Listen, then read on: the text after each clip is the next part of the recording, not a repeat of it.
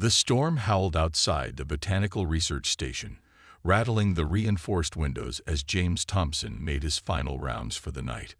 Being the only researcher at this remote mountain facility wasn't easy, but he preferred the solitude. The plants were his only companions, and that suited him just fine. He checked the temperature controls on the rare orchid specimens one last time when a brilliant flash of purple light illuminated the entire station. The light was followed by a thunderous crash that shook the building to its foundation. James rushed to the window, expecting to see lightning damage, but what he saw made him freeze in place. About half a mile from the station, a metallic object roughly the size of a small house had carved a deep groove into the earth. Blue flames flickered around its edges, and strange symbols pulsed along its hull with a fading light. James knew he should call someone. The military, NASA, anyone. But something made him hesitate. The object was clearly in distress, with sparks shooting from what appeared to be its rear section. Without thinking too hard about the consequences, James grabbed his emergency medical kit, a flashlight, and his heavy weather coat. The rain pelted his face as he made his way toward the crash site, his boots sinking into the mud with each step. As he got closer, he could see that the object was definitely a ship of some kind, but like nothing he'd ever seen before. Its surface was smooth and seemed to shift colors slightly, like oil on water. A section of the hull had been torn open, revealing the dimly lit interior. "Hello," he called out, immediately feeling foolish. If this was an alien ship, why would they understand English? A sound caught his attention. Something between a whimper and a mechanical whine. James directed his flashlight toward the noise and saw movement inside the ship. Gathering his courage, he climbed through the torn hull. The interior was surprisingly Earth-like in its layout, with what appeared to be control panels and seats, though everything was slightly larger than human scale. The whimpering sound grew louder, and his light finally fell upon its source. Huddled in a corner was a figure that nearly took his breath away. She, and somehow he knew it was a she, was humanoid but clearly alien. Her skin was semi-transparent, with patterns of bioluminescence pulsing beneath it in rhythm with what he assumed was her heartbeat. She was tall, perhaps 7 feet, with delicate features that seemed almost crystalline. But what struck him most were her eyes, large, irisless, and a deep violet color that seemed to hold galaxies within them. She was also clearly injured. A dark fluid that might have been blood was seeping from a wound in her side, and one of her limbs was bent at an unnatural angle. The alien woman tried to move away from his light, making a series of musical sounds that somehow conveyed fear and pain despite being unlike any language he'd heard before. James set his flashlight down and raised his empty hands. "It's okay," he said softly, using the same tone he used with injured animals he sometimes found near the station. "I want to help." He opened his medical kit slowly, making sure she could see his movements. The alien watched him intently, her luminescent patterns flickering rapidly. When he pulled out a roll of bandages, she seemed to understand his intent. She relaxed slightly, though her eyes never left his face. As James began treating her wounds, the storm raged on outside. Neither of them knew it yet, but this moment would change not just their lives, but the understanding of human history itself. For now, though, it was simply one being helping another on a stormy night in the mountains, proving that compassion needs no translation. The alien woman made a sound that might have been a thank you as James finished bandaging her wound. He noticed her shivering and took off his coat, offering it to her. As she accepted it, their hands briefly touched, and she jerked back as if shocked, staring at his fingers with an intensity that made him uncomfortable. But that mystery would have to wait. First, he needed to get her somewhere safe and warm.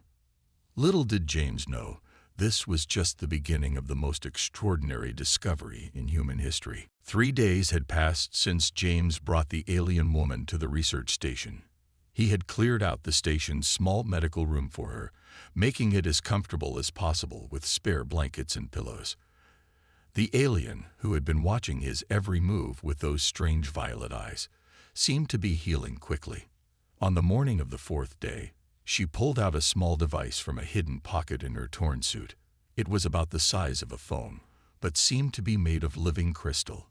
When she activated it, a holographic display appeared between them. The device hummed softly as it scanned James, then began producing sounds that slowly transformed into broken English. "I thank. Help," came the first translated words. James couldn't help but smile. "You're welcome. Can you tell me your name?" The alien woman made a series of musical tones that the device struggled to translate. Finally, it produced, "Sound not possible in your speech," meaning closest to, "color of your sky." "Blue," James suggested. "Would it be okay if I called you Blue?" She nodded, the patterns under her skin pulsing gently. The translation device was learning quickly, its output becoming more coherent with each exchange. "Yes, Blue is acceptable. You are James." It wasn't a question. She must have heard him talking to himself over the past few days. He noticed her staring at his hands again, like she had been doing since their first meeting. Every time he picked something up or wrote in his journal, her eyes followed his fingers with an almost painful intensity. "Why do you keep looking at my hands?" he finally asked. Blue's patterns flickered rapidly, showing what he had learned was distress. The device translated her response. "Not yet. Cannot explain yet. Need more confirmation." She began helping around the station, seemingly eager to keep busy. Her height made some tasks awkward. She had to duck through doorways and couldn't sit comfortably in the human-sized chairs, but she was surprisingly graceful. She showed particular interest in James's botanical research, using her device to learn the names of various plants. But there were odd moments that kept catching James's attention, like how she would freeze when she saw her reflection next to his in the windows, or how she would sometimes reach out as if to touch his face, but then pull back quickly. Once, when he cut his finger on a piece of paper, she had rushed over with surprising speed, staring at the tiny drop of red blood with an expression he couldn't read. One evening, as they sat in the main lab, Blue asked, "Your people, they live all over this world?"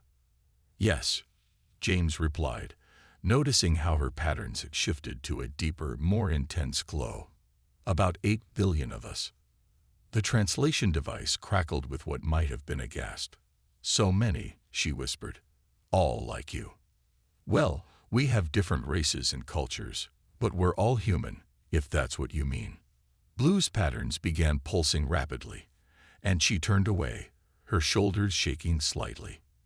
James thought she might be crying, but before he could ask what was wrong, the station's communication system crackled to life. A series of musical tones similar to Blue's language came through the speakers. She rushed to respond, her own voice carrying notes of what sounded like relief and anxiety mixed together. When she turned back to James, her expression was troubled. "My people, they come. 3 days." She hesitated, then added, "James, I must tell you something. But not yet. When they come, you will understand." That night, as James lay in his bed, he could hear Blue moving around the station. She seemed to be collecting something, taking samples of some kind. He should have been worried, but somehow he knew she meant no harm. Still, he couldn't shake the feeling that whatever secret she was keeping would change everything. The next 3 days would prove him right in ways he could never have imagined. The day before Blue's people were due to arrive, James caught her in his private lab. She was holding a small device over a drop of blood. His blood, from the bandage he had thrown away yesterday. Her patterns were glowing with an intensity he had never seen before. "Blue," he said quietly, "what are you doing?" She spun around, the device clattering to the floor. Her normally graceful movements were jerky with panic. The translation device on her wrist sparked to life. "James, this is not." He stepped into the lab, noticing for the first time the collection of small vials on the counter. Each contained different samples. His hair, skin cells from his toothbrush, even fingernail clippings. She had been collecting pieces of him. "You've been taking samples of my DNA," he said, the realization hitting him hard. "Why? Is this some kind of invasion research?" Blue's patterns shifted to a deep, pulsing blue, a color he had learned meant extreme distress. She backed away until she hit the wall, her violet eyes wide and filling with what looked like tears, though they seemed to shimmer like starlight. "No, not invasion. Never invasion." Her translation device struggled to keep up with her rapid speech. "You don't understand. Had to be sure. Had to know." "Know what?" James demanded, though he kept his voice gentle. Despite everything, he couldn't bring himself to be angry with her. "Blue, please, just tell me the truth." She slid down the wall until she was sitting on the floor, her long limbs folding around herself. The tears were flowing freely now, creating tiny points of light where they fell on her skin. "Look," she said, picking up the device she had dropped. With trembling hands, she activated it, projecting two holographic DNA strands side by side. "Left is yours. Right is mine." James stared at the projections. He wasn't a geneticist, but even he could see the similarities. The structures were nearly identical, with only small variations in certain sections. "That's impossible," he whispered. "Not impossible," Blue said, her voice breaking. "We are you. We are human." The silence that followed was deafening. James sank to the floor beside her, his mind struggling to process what she was saying. "But you're different now." "Yes." She touched her translucent skin. "This changes made by them. Long ago. So long ago." Her pattern swirled with what he now recognized as grief. "They took us. Changed us. But underneath," she gestured at the DNA projections. "Underneath, we are same." James watched as she pulled up more data on her device. 50,000 Earth years, she continued. "They took us from Earth. Many thousands. Made us like this. Better for cold space. Better for work. Better slaves." Her words hit James like physical blows. Each revelation seemed to reshape his understanding of not just her, but of human history itself. "We escaped," Blue said, her pattern slowly steadying. "Fought back. Won freedom. But lost Earth. Could not find way back. Searched so long." She looked at him, really looked at him, and James finally understood why she had been so fascinated by his hands, his face, his blood. She was seeing what her people used to be, what they still were, underneath their altered exterior. "Tomorrow," she said, "my people come. They must know, must see." Her patterns brightened slightly. "But James, there is more. Why we searched so long for Earth. Why we had to find you." Before she could continue, an alarm blared from her device. Her patterns shifted to what James had learned meant fear. "No," she whispered. "They come early. They are here now." Outside, the sky lit up with multiple flashes of light. But these weren't like Blue's ship. These were bigger, more ominous. Whatever Blue had been about to warn him about, it seemed they were out of time to prepare. 3 ships descended from the night sky, each one glowing with the same bioluminescent patterns that flowed beneath Blue's skin. They were elegant vessels, shaped like giant water droplets, and they landed in a triangle formation around the research station. Blue grabbed James's hand, her patterns pulsing rapidly. "Must hurry. Must explain before they come in." Her translation device worked frantically to keep up. "Your hands, your face, they are proof. We looked like you once. Exactly like you." The main door of the station chimed, indicating visitors. Blue's grip tightened. "Please, let me speak first. They must understand slowly." When James opened the door, he found himself facing 3 beings similar to Blue. They were all tall, with the same translucent skin and flowing patterns, but each had slightly different coloring. The one in front stepped forward, patterns glowing in what seemed to be recognition as they saw Blue. Then they saw James. The reaction was immediate. All three visitors jerked backward, their patterns flashing in chaotic bursts. They made musical sounds that the translation device struggled to interpret. Impossible. Ancient One. Original form. Blue stepped between them and James. "Listen," she said in their language, which the device translated for James. "I have proof. He is what we once were, what they took from us." The lead visitor, who introduced himself as the equivalent of a scientist, examined the DNA evidence Blue had collected. His patterns shifted from disbelief to what appeared to be wonder. "Our legends spoke truth," he said finally. "We were like them once. Solid, warm, earthborn." Blue nodded. "The changes they made to us, the transparency, the patterns, the height, all were designed for space survival. But they couldn't change our core. Our DNA remained human." The second visitor, a historian, moved closer to James, studying him with interest. "The stories say they took us from a place called Africa, 50,000 years ago. Small groups at first, then more. They wanted to see if they could improve us."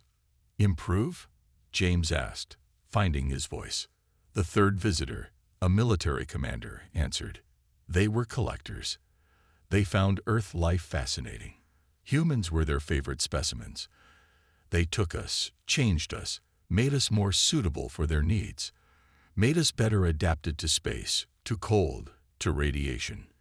They thought they were perfecting us." Blue's patterns darkened, but they were wrong. They didn't perfect us. They just changed us. We were already perfect as we were.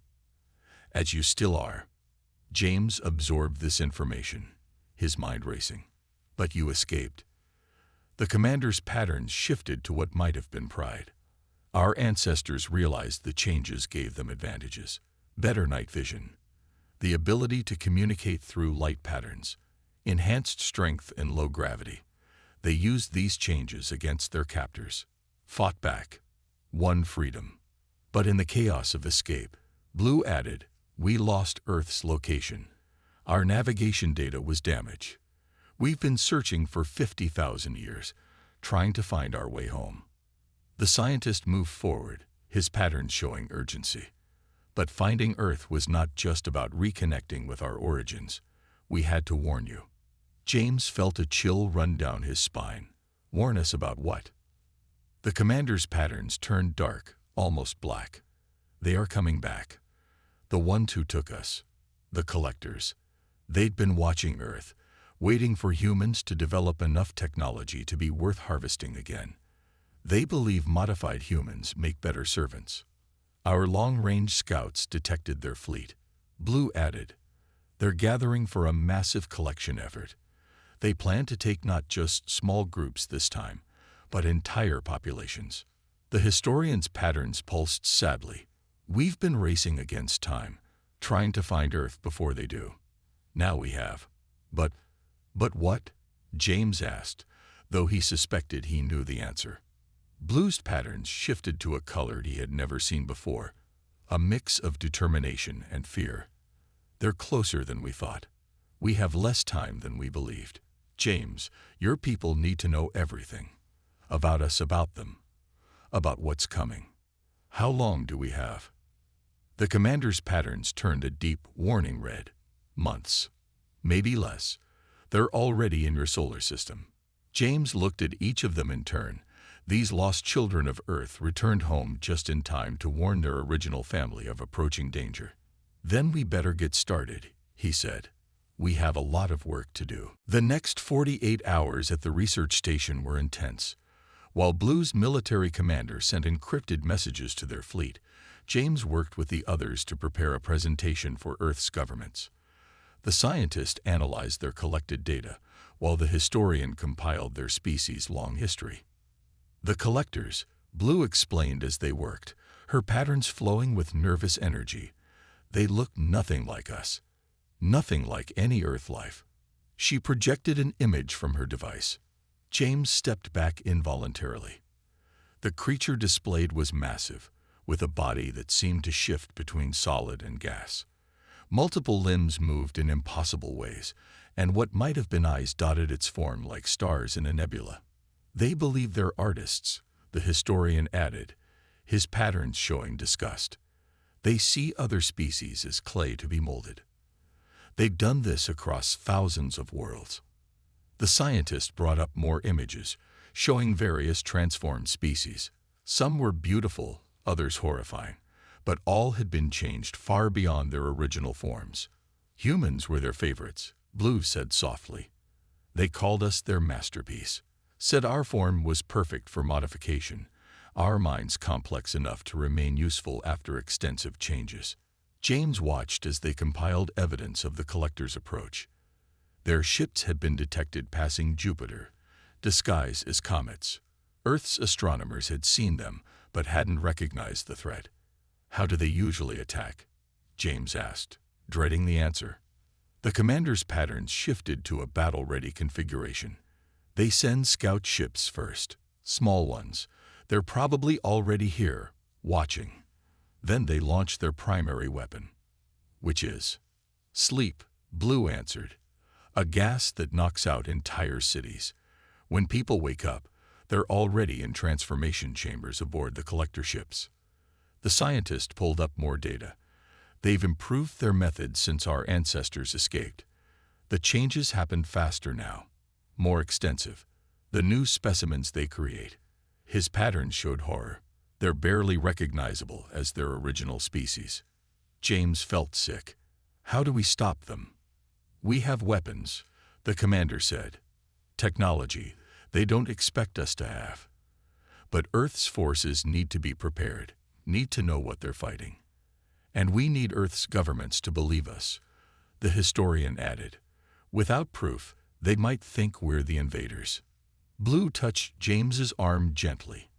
That's why finding you was so important. You're our proof. Your DNA, compared to ours, tells the whole story.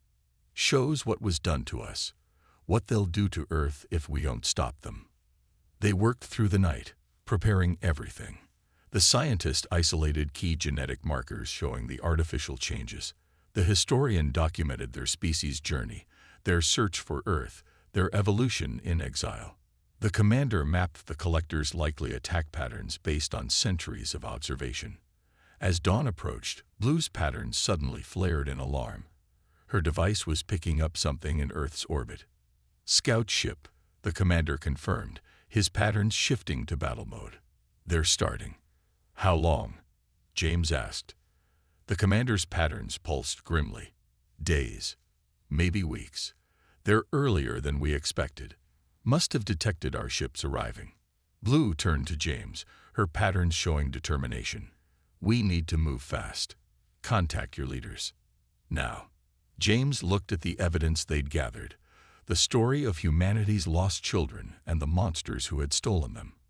He thought about the billions of people going about their lives, not knowing what was coming. I know someone, he said finally.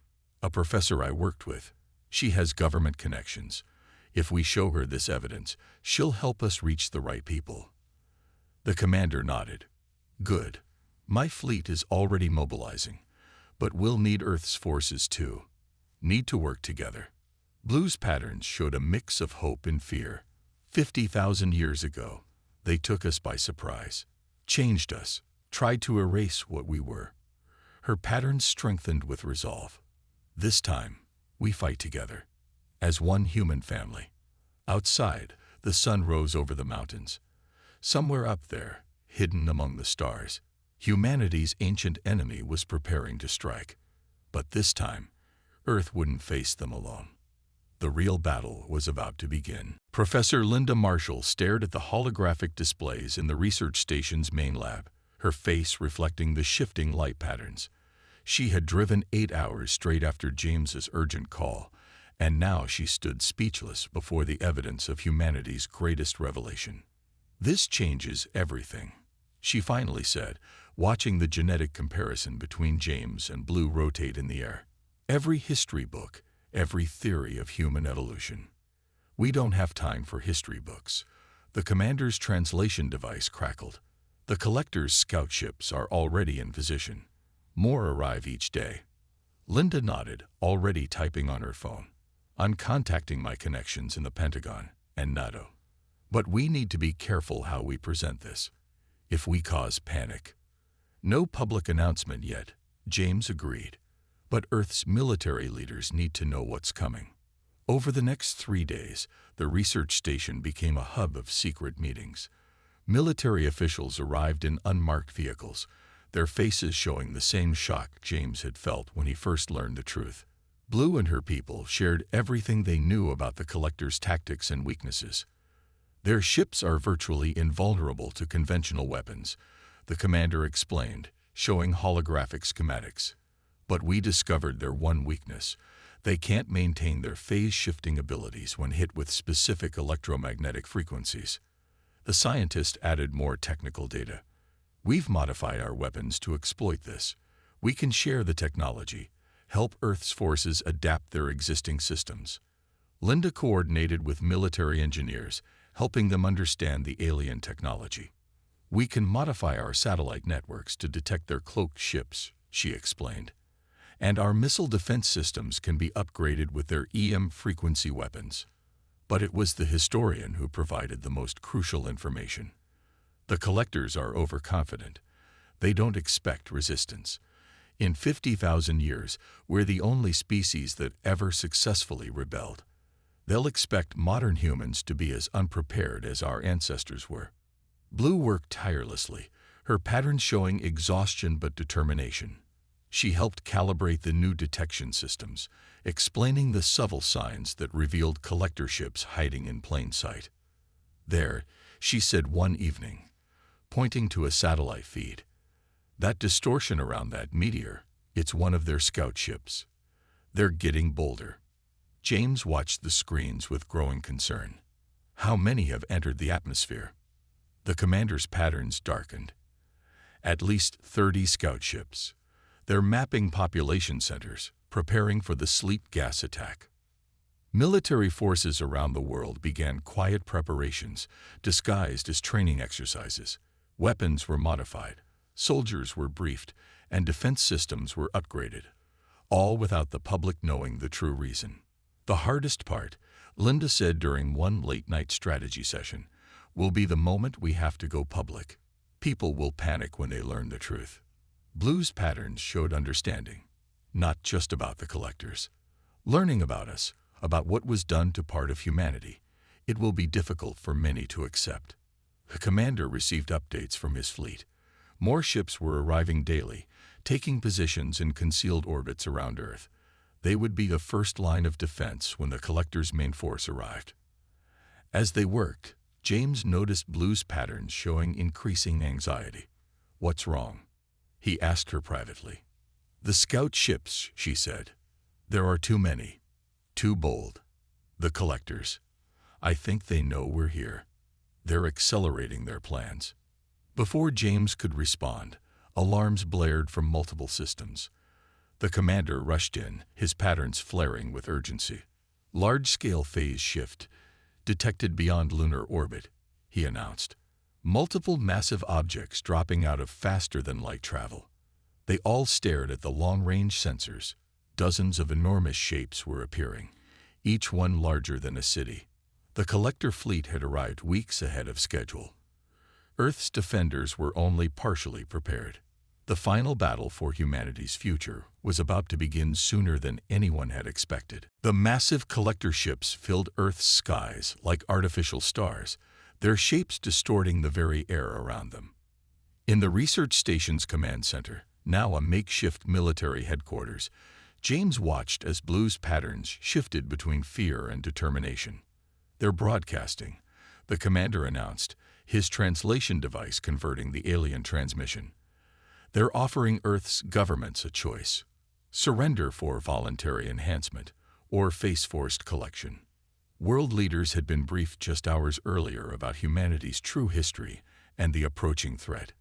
Now, united by this common enemy, they gave their answer. Humanity will not surrender. Not this time. The battle began in orbit. Blue's people's ships, hidden until now, emerged from their concealment.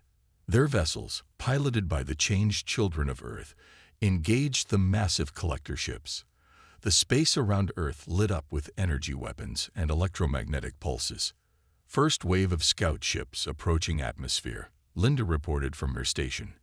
They're trying to deploy the sleep gas. But Earth was ready. The modified satellite network detected the cloaked ships. Ground-based weapons, enhanced with the new electromagnetic technology, targeted them with perfect precision. Scout ships began falling from the sky, their phase-shifting abilities disrupted. The collectors had not expected this level of resistance. Their transmission showed confusion, then anger. They had thought they were returning to harvest a helpless species. Instead, they found humanity united, both its changed and unchanged children fighting together. Blue worked at her control station, coordinating between Earth's forces and her people's fleet. They're trying to adapt, she warned, changing their attack pattern. A massive collector ship broke through the orbital battle line, descending toward one of Earth's largest cities. But before it could release its sleep gas, something unprecedented happened. Hundreds of missiles, launched from multiple nations and enhanced with the new technology, struck it simultaneously. The massive ship's shields failed, and it fell from the sky in pieces. Direct hit. The commander's patterns flared with victory. Their primary ships are vulnerable. The battle raged for hours. The collectors, for the first time in their long history, faced a united resistance from a species they had tried to enslave. Their carefully planned harvest turned into a desperate fight for survival. James watched as Blue coordinated another synchronized attack. Her patterns were glowing with a fierce light he had never seen before. "They took us once," she said, her voice firm. "They will not take Earth again." The turning point came when the Collector's command ship attempted to force its way through Earth's atmosphere. It was met by a combined force of human aircraft and Blue's people's ships, all equipped with the electromagnetic weapons. The massive vessel, its phase-shifting abilities disrupted, couldn't maintain its complex form. It began to break apart, its impossible geometry collapsing in on itself. Seeing their leaders fall, the remaining collector ships began to retreat. Some tried to flee into faster-than-light travel, but the coordinated defense forces had anticipated this. Hidden weapons platforms, positioned days earlier, cut off their escape routes. Within hours, it was over. The skies above Earth cleared, littered only with the debris of destroyed collector ships. For the first time in 50,000 years, humanity's ancient enemy had been defeated. In the research station, now much quieter, Blue's patterns showed deep emotion as she looked at James. "Our ancestors would be proud," she said softly. "Both changed and unchanged humans, fighting together. We are one family again." The days that followed would bring many challenges. The world had to adjust to the truth about humanity's history and its lost children. But as Blue's people began working openly with Earth's nations, sharing technology and knowledge, a new era of human unity began. James often found himself looking at the stars, thinking about how different they seemed now. They were no longer just distant lights, but a bridge between two branches of humanity, finally reunited. Blue stood beside him one evening, her patterns glowing softly. "What happens now?" he asked. Her patterns showed hope as she replied, "Now we write our story together, as we always should have." The end.